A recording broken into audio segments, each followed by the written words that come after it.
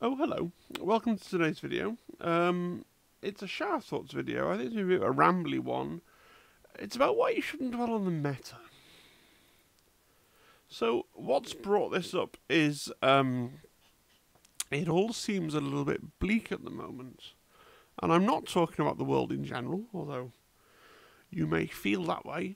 And the Warhammer and its allied hobbies might be your retreat from that. Right, but I'm talking specifically about Kill Team. The Kill Team community seems a little bit bleak at the moment, and the big source of that complaint, that bleakness, is the meta game. And the meta is heavily skewed, also I'm told, in favour of Chaos Cults, Galapox, and Beastmen, the close combat teams. And there's a little bit of argy-bargy about how this works with terrain, and I've touched on this before, and is it the community's fault, in inverted commas, for overreacting to other stuff and building certain tables. And I'm not going to get into that here because I'm not really the person who's qualified to discuss that. But the data does bear out a certain skew towards especially Chaos Cult and Galapox. Beastmen seem to be a little bit more normalised in the data, I'm not sure. But yeah, this isn't me being, I have been accused before now of toxic positivity, of plastering on a smile when things are bad, and they should be acknowledged as being bad. And there is a problem with the metagame, and I'm not trying to say there isn't, a problem with the top end. But it's contributed to a little bit of an atmosphere at the moment, right? And there's some ancillary factors at play here as well. It's summer. I've heard this said over and over again, people don't really play games in the summer. I'm not sure that bears out. Maybe it does. I mean, a big proportion. I mean, I know I'm a teacher, so I've got a lot of free time over the summer holidays. But you know who else has free time over the summer holidays? Undergraduates. Surely people, university students, as well as teachers, and school children, and members of parliament, I guess, if you want to be technical. But surely within those demographics, I'm thinking about the undergraduates in particular, the university students. Surely a lot of them play Warhammer, don't they? What's the average age of a Warhammer guy? Is it just perpetually about my age? Is that just how Warhammer's going to go for the rest of time?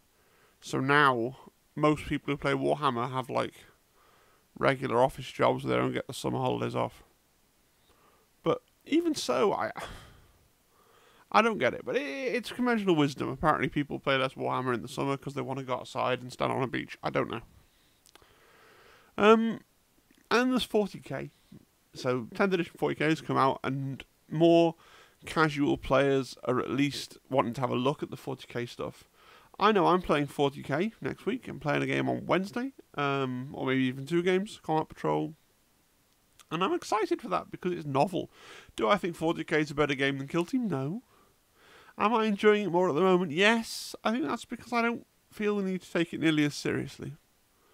And we've had no new Kill Team releases for a while, which is obviously tied in with the 40k stuff, right? So all of these things, the meta, the summer potentially, and the 40k release, the lack of releases, they all contribute to Kill Team feeling just a little bit deflated, a little bit of the air's come out of it, right? And there's another thing, I've talked about this before as well. The Kill Team community is a gaming community. More so than the general 40k community, I would say. If you want to talk about Kill Team, especially in this vacuum of new releases, because new releases for Kill Team we can talk about, we can speculate, we can talk about the sprues, we can talk about building them, and we can talk about a little bit of hobby there. But generally speaking, there isn't a vast quantity of hobby or lore associated with Kill Team as a particular thing. The lore for Kill Team, such as it is pretty basic and doesn't always make sense.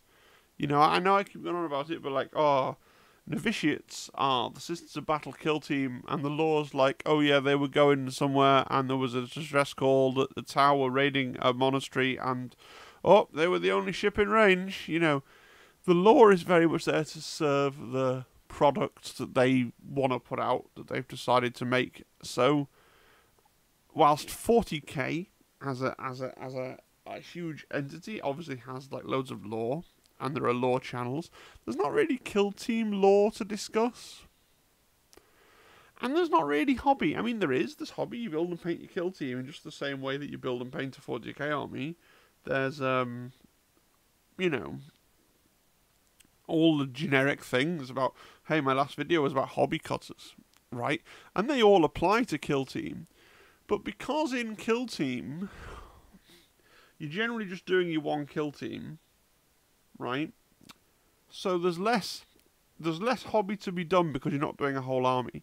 And also, because you're not doing a whole army, there's less of an impetus. And lots of people do still convert their miniatures. But I think there's less of an impetus to convert, because a big driving factor for conversions, you talk to a lot of people that play 40k, they'll buy a box and assemble it as it goes. And then they'll buy the second box. That's where they'll start to convert, because they want to add that variation into their collection. Well, with Kill Team, in the vast majority of teams, all your miniatures are going to be unique already out of the box without you needing to do any extra work.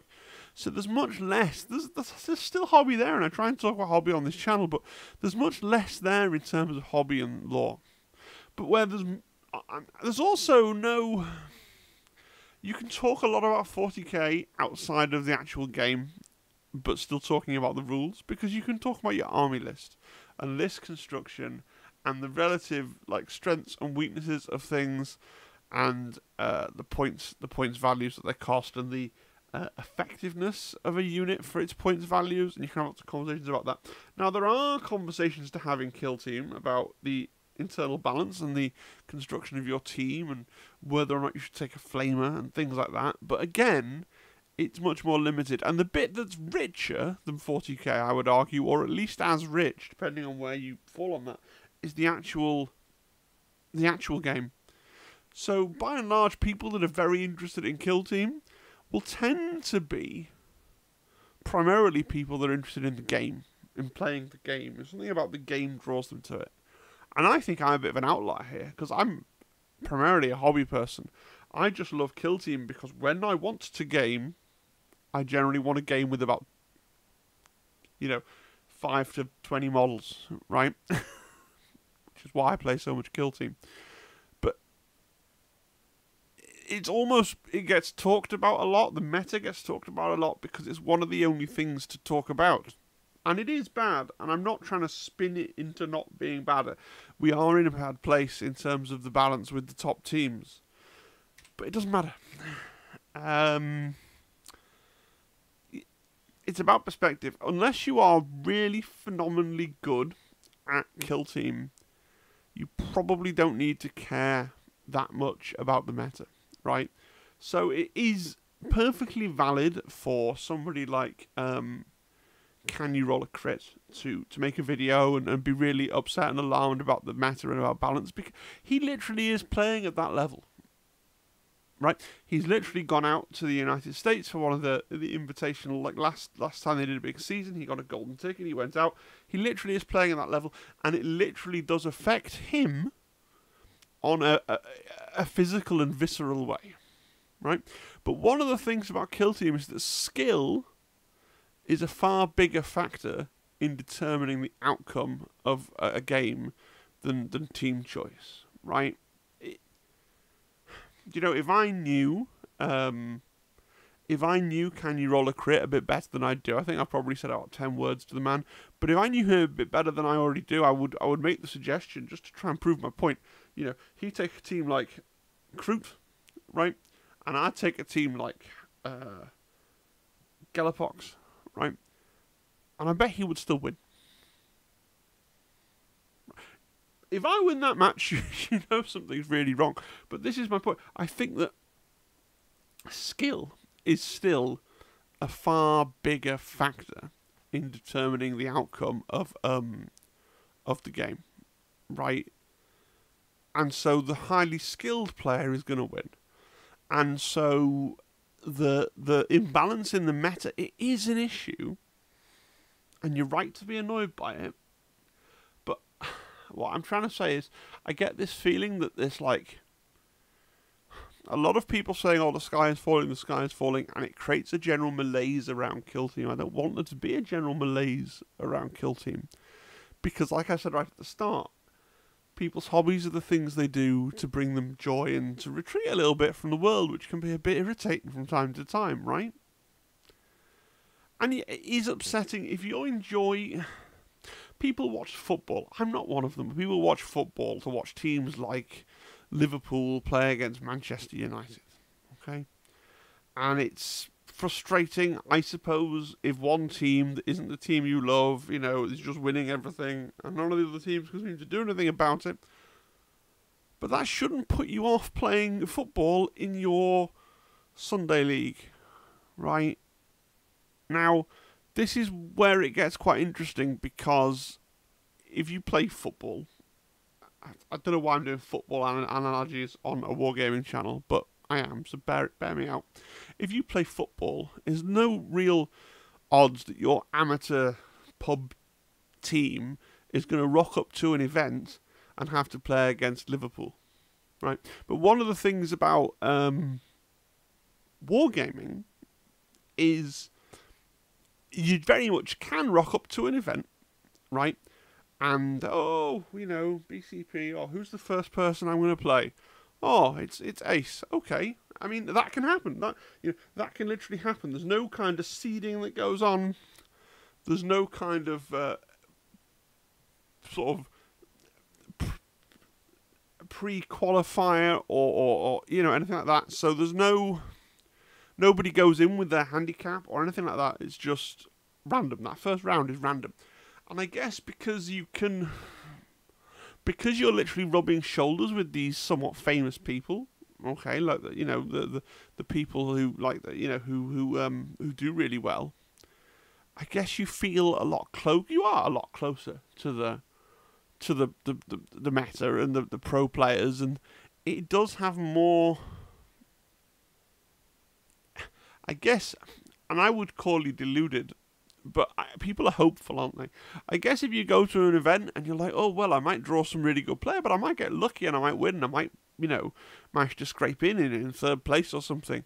And I guess if you're hopeful like that, and I would say it is optimism, but if you are hopeful like that, the fact that the meta is kind of skewed kind of goes, well, but all the people who really, really care are going to be playing the best teams because they really care. And so the meta being skewed means that me rocking up with Kazakin, I've got even less chance of somehow pulling out a victory using some hidden resources of talent that I didn't know I had if the meta's in a mess. And I guess that does kind of factor on people, but just don't worry about it. I know that's hard to get through to people, but you play the game to have a bit of fun, and I genuinely am a big believer in going to tournaments to play lots of games and meet people and have lots of fun. And I aim for, obviously, I'm not saying I don't care if I win. Like, I do want to win. I want to win games. I go in with the aim of trying to win half my games. I think that's reasonable, right? Like, an average person should win half. If you can't win half your games, then you're really not very good. Right? I think it's reasonable to expect to win half your games. That's my aim, right? And obviously the people who are extremely good are going to be aiming for podiums and top 5 and all this sort of thing. But it's interesting. I'm going to Warhammer World. There's a Warhammer World event in August, the 26th to the 27th of August, and I'm going with the same view that I've always had of just going to have fun, to play some games and enjoy myself. Really weirdly, that's very soon. The tickets haven't sold out. I've not known a Warhammer World Kill Team event not sell out. And this is a top flight full weekend event with a golden ticket on the line and all the rest of the stuff, and it's not sold out. It's odd to me. That's odd. And does it mean that a certain proportion of the community is drifting away from the game? And if it's about 40k and they were just waiting for the new version of 40k, and I get it, sometimes a game is a waiting room for another game, and I think in Games Workshop were particularly like vulnerable to this. Like, you know, it's like I used to play World of Warcraft Classic, right, which was like a retro snapshot, and that was really quite popular. And then the main World of Warcraft, like the modern one, did another iteration, and over half the player base that was playing Classic were clearly just waiting to have something else to do in the main World of Warcraft. And this is in a way how Kill Team is. Maybe there is a proportion of people who are just here because they're kind of bored of 40k, and they're playing it, and now the new 40k's come out, and really, that new 40k is all they want to do now. And if it's that, fine. People should go, it brings them joy, but I'm just hoping it's not. I've just noticed a certain amount of carelessness that's come from this discussion about the meta, and the meta is bad. It is broken. It does need fixing. I'm not saying it's fine. Like I'm trying not to be relentlessly cheery about it. My point is only trying to get you to think to yourself: does it actually matter to you, to where you are, and to the games you play? Don't let it get to you. Don't let it get to you. It's absurd. It's yes, it's a thing, and yes, it's real, and yes, it means that if two players of equal skill meet each other, then the person with a close combat team is going to win. Fine, but when you go to a tournament, like a big tournament, what are the actual odds that you're going to? How many of your games do you lose because you're less skilled, or do you win because you're more skilled? And you're going to work at the skill. Right, your skill. If you're someone that actually is going and playing the game and trying to get better, you're going to win. How often do you? Unless you're at that top end, it's not actually that often. If you're at the ceiling of where a person can reasonably be, then yeah, you're going to fight people of your approximate skill level because you're at that ceiling. If you're in the middle, it's very gradiated, isn't it? So you're going to go for a game and go, well, that person just was a bit better than me on that day, or, had a bit of a better, maybe they were more awake, they'd had a better night's sleep. There's so many factors other than the army choice, the team choice. So I guess what I'm trying to say in this kind of rambly video is don't let it grind on you. And just as a little bit of light at the end of the tunnel, is just to remind people as well, and part of the malaise, and I'm going to call it a malaise, there is a little bit of a palpable malaise around Kill Team at the moment. We're expecting new releases really, really soon. Okay, so they said there was going to be the individual team releases. I know there's still people waiting for those Hearthkin boxes. Okay, I know they are. And man, and the Dark Eldar boxes, right? And they said summer, and summer is defined as ending at the end of August. And we've just had today's Sunday preview, and it was for like a Lord of the Rings ornament. I don't know. So we should be seeing Kill Team. The future is orange. We should be seeing Kill Team on Sunday next week, on the 13th, to be pre-ordered on the 19th and released on the 26th, because it's the last release window in the summer, right? Which is really exciting, because it means on Sunday the 20th, we start locking on every Sunday going, is this going to be the Sunday? And they've got the whole of autumn, so they've got September, October, November, when they could be releasing Strike Force Justian and the Season 1 box set. But we've got that whole September, October, November run where we can get excited to see, are we going to get the new Kill Team box? So the hype train in terms of the new releases driven stuff is gonna happen. There's gonna be a balanced data slate that's gonna fix the meta. I certainly hope so, right? And just my urging to people is to keep on trucking, keep on going to tournaments, keep on trying to be thinking about Kill Team, hobbying on your Kill Teams, playing Kill Team, and let's try and get out of this little collective malaise. And this is not to complain about Crate or Andy or any of these other people that are rightfully pointing out and the meta isn't a mess. The data is there. The famous hot sauce Teddy spread, which I have to do enough nonsense with data at work, which I don't think is particularly relevant. So I'm not going to do a let's look at the spreadsheets video, but there's certainly your choice of let's look at the spreadsheets video from those two guys, plus like a good number of the American Kill Team channels as well. If you want that, that's there. right? I'm just here to tell people just to, yes, it's a thing. Yes, I acknowledge it. Okay, but just reflect. Does it actually affect you personally? Right? And is thinking, oh, Kill Team's broken at the moment, is that putting you off engaging with Kill Team? And if so, just assess. Just assess that that's the right frame of mind. Maybe it's just me, right? Right? But just assess that, right? And again, there's nothing wrong with being someone that enjoys keeping track of what's happening at the top end, right? God knows, everybody, a lot of people engage with football by, like I said before, watching the top end clubs in the Championship or the Premiership or whichever it is the best one, right? But they watch those clubs and they fight each other and they get a score, and that means things to people. Lots of people engage with that, and lots of people comment on that, and that's fine, and that's what we're seeing with Kill Team. But to let some kind of issue there at the top end have an actual effect on what you're doing over here in your gaming club or with your mates is kind of weird, isn't it? And I get it. We're a lot, like I say, the distance between the newest amateur and the top elite players in the Kill Team space is certainly a much shorter distance than the football space. I get that, but it just seems, I think I'm repeating myself. Right, I've made the point. I'm going to move on. So,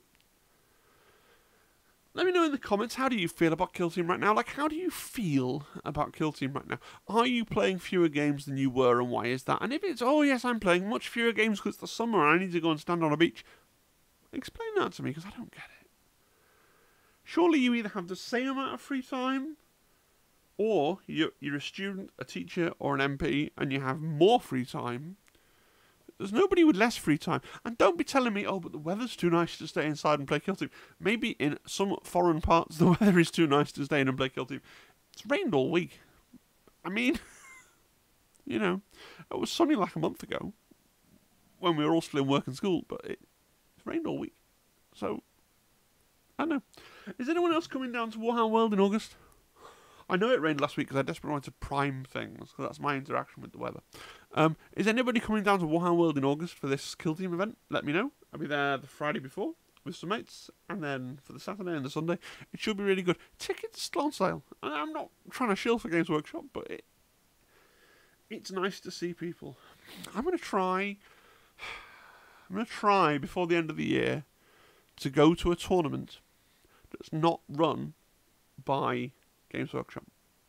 Right. If anybody can recommend to me in the comments a tournament that I can go to that isn't run by Games Workshop, where they can vouch for the sort of reasonableness of the people running it to run an event where everyone feels happy and welcome and you know, and cool. I've spoken about this before, but I find comfort in the corporate nature of the Warhammer World events, right? Because if everybody there's always so lovely, but you know, if somebody was unlovely, there'd be a man in a polo shirt whose job it is to get the unlovely person out of my space.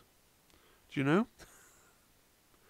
That's just me. I don't want to have to deal with personal conflict in my hobby time, my free time, but I also know I need to play more games and branch out and meet more people. So if anybody is willing to vouch for a particularly good indie tournament, let me know. Do the YouTube things. Please do consider subscribing. You know, it's the number one thing you can do to help. Number goes larger to a point, and then it becomes pointless. But at the moment, subscribing is very useful. Liking the video and commenting probably does do something in the algorithm. The YouTube algorithm, which by the way nobody understands, not even YouTube, because it grows and changes and does its own thing. It's very interesting. If you have too much money, if you have excess cash, if you have a surplus of... Obviously, I don't want to take the food out of your plate, right? But if you have a surplus amount of money, you can throw a small amount my way by finding the Join Channel button. And join the Discord. The Discord's lovely. There's more and more people getting onto the Discord. Like, we broke the 100 members mark. So that's nice. Alright, well, I've rambled on for long enough now. Have a really good rest of your day, evening, morning, whatever it is you're doing. And I will see you again probably for a hobby stream on Tuesday. Cheery bye.